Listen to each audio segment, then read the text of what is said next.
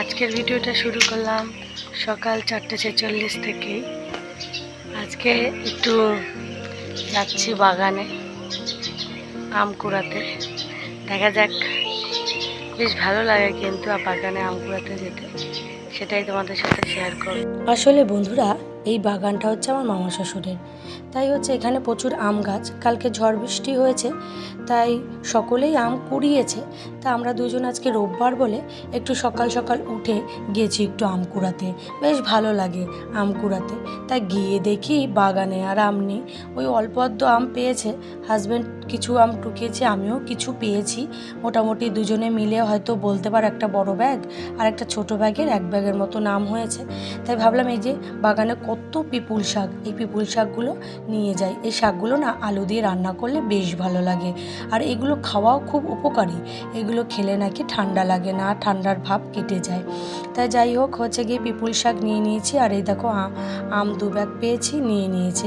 এই যে আমরা দুজন গেছিলাম একটু স্কুটিতে করে, রোববারের বলতে পারো একটু সকালবেলাটা একটু কাটানোর জন্যই।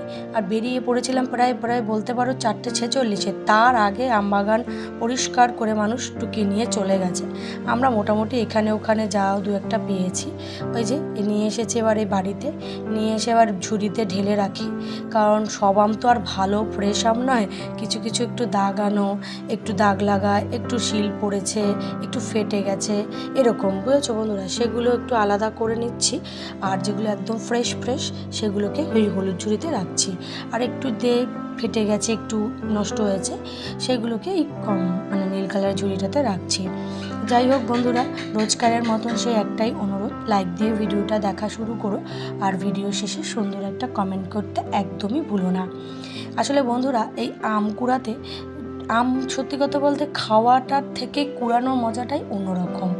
আগে ছোটোবেলায় আমরাও, এখন তো নয় মামা শ্বশুরের বাগানে যাই, আগে তো হচ্ছে গিয়ে কার বাগান অত ঠিক ঠিকানা ছিল না, ব্যাগ নিয়ে দৌড়াতাম, বৃষ্টি হলে দৌড় দিতাম, দিয়ে ব্যাগে করে আম নিয়ে চলে আসতাম। ছোটোবেলার নেশাটা এখনও ছাড়তে পারিনি, কিন্তু এখন হয়তো নিজেদের বাগানেরই টুকাই, কিন্তু বন্ধুরা অত বাধ্যবাধকতা দেখি না। যখন টুকাটা দেখি যে নিজেদের বাগানে নেই, তখন অন্যের বাগানেও চলে যাই।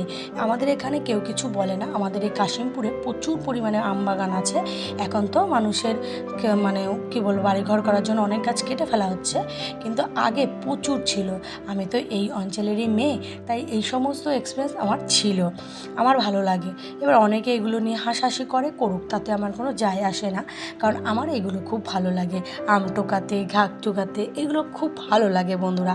এই যে না কিনে খাওয়ার ক্ষমতা নেই এমন তো নয়, ভগবান সেটুকুনি সামর্থ্য দিয়েছে, কিন্তু তাও কি বলো তো, টুকিয়ে খাওয়ার মজাটাই আলাদা। তাই যাই হোক, কথা বলতে বলতে আমার আমগুলো আলাদা করা হয়ে গেছে।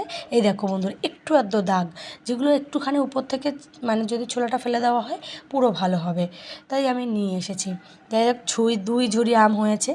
তাই যে আমগুলো পুরো, এই ঝুড়ির আমটা পুরো ফ্রেশ একদম, মানে কিচ্ছু নেই, একদম পাখিতেও ঠোকর মানে এরকম না, পুরো পরিষ্কার ফ্রেশ আম। আর এই যে দেখতে পাচ্ছ নীল কালার ঝুড়িতে একটু দাগ লাগা, একটু শিল পড়া এরকম। যাই হোক, আম প্রায় গুছানো কমপ্লিট হয়ে গেছে, এবার ঘরের কাজে লেগে পড়ি। আজকে রোববার, তাই যেহেতু টিউশনি পড়ানোটা নেই সকালে, তার জন্যই এই যাওয়া। তাই সকাল সকাল কাজে লেগে পড়েছি, ওদিকে ভাত বসিয়ে দিয়ে এসেছি। আসলে ঘরের প্রতিটা কাজ তো আমাকেই করতে হবে, তাই আমি একটু হাতে বলতে পারো সময় নিয়ে কাজগুলোকে তাড়াতাড়ি করে গুছিয়ে রাখার চেষ্টা করি। আর দেখবে বন্ধুরা, যদি কিছু কাজ তুমি আগে করে রাখো, সেগুলো যদি তোমার করা থাকে, তাহলে সব কাজই সহজেই সময়ের মধ্যে শেষ করা যাবে। আর এই যে মেশিনের কাজ তো অনেক দিন ধরে করা হচ্ছে না, তাই সুতোগুলোর উপরে না ধুলো জমে গেছে। আর এই সুতোগুলোর উপর যদি ধুলো জমে যায়, তাহলে এই সুতো যদি মেশিনে লাগানো হয়, তাহলে সুতোটা না কেটে যায়, খুব সমস্যা হয়। তাই ঝুলোগুলোকে পরিষ্কার করে সুতোগুলোকে গুছিয়ে রাখলাম। আর এই যে অ্যাকোরিয়ামে জলটাকে পাল্টে নিয়েছি আগে, কারণ হচ্ছে গিয়ে এই জলটা পাল্টিয়ে ঢাকনাটাকে মুছে রাখলাম। দেখো মাছগুলো কী সুন্দর খেলা করছে। কথা বলতে বলতে আমার জানলাটা পরিষ্কার হয়ে গেল। যাই হোক বন্ধুরা, এবারও জানলাটা পরিষ্কার করে উপরে সমস্ত কিছু যা ছিল নোংরা টোংরা ফেলে এবার নিচটাকে ভালো করে পরিষ্কার করে নিচ্ছি। আচ্ছা, যে সকল নতুন বন্ধুরা আজকের ভিডিওটা দেখছো, ভিডিওর কোনো অংশ যদি তোমাদের ভালো লেগে থাকে, তাহলে অবশ্যই সাবস্ক্রাইব করতে একদমই ভুলো না। যাই হোক, এই যে ঝাড় দেওয়া কমপ্লিট, এবার একটু ঘরটাকে মুছে নিই। আসলে বন্ধুরা আমি কি করি, ঘরটা ঝাড় দিয়ে ঘরটা মুছে ফেলি, তাহলে এই কাজটা পুরোপুরি কমপ্লিট। এটাকে বিষয়ে আমার নজর দিতে আর হবে না। আমি তার জন্য মানে এই কাজটা খুব গুছিয়ে করে নিই। কারণ ঘরটা যদি পরিষ্কার পরিচ্ছন্ন থাকে তাহলে মোটামুটি যেন আমি স্বস্তি বোধ করি।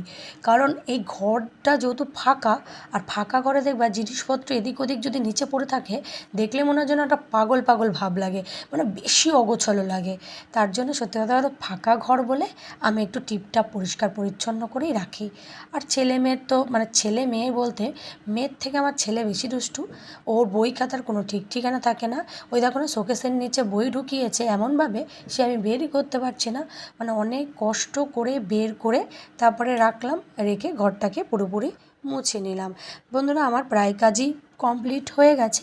খাওয়া দাওয়া শেষ করে এই যে এসেছি একটু গাছের পরিচর্যা করতে। আসলে এই গাছ দুটো আমি বৃষ্টি হয়েছিল তার আগে লাগিয়েছিলাম, তখন ক্যামেরায় মানে ভিডিও করতে পারিনি, কারণ হচ্ছে বৃষ্টি পড়ছিল আর আমার ফোনটা তো অত দামি ফোন না যে বৃষ্টির জল লাগলে হচ্ছে কি অসুবিধা হবে না, যাই জন্য আমি করতে পারিনি। আর এখন এসেছি বলতে পারো বন্ধুরা, আসলে আমি গাছ দুটো রেখে গেছি একদম টিনের ছাউনির নিচ থেকে, টিন না অ্যাডভেস্টারে, তা সেখান থেকে জল পড়ে টবটা ভরে গেল কি না সেটা দেখতে এসেছিলাম। তা দেখলাম না, ঠিক আছে, কোনো অসুবিধা নেই, ঠিক জায়গাতেই রেখেছি।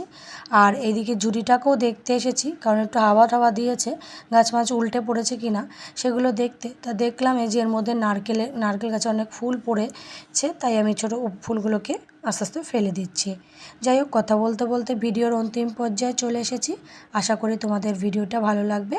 আবার দেখা হবে নতুন একটা ভিডিওতে। টাটা।